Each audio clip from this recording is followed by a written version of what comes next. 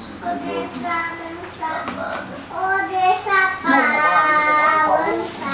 Não economizou na entrevista concedida ao repórter Silvio Barsetti, do estado de São Paulo.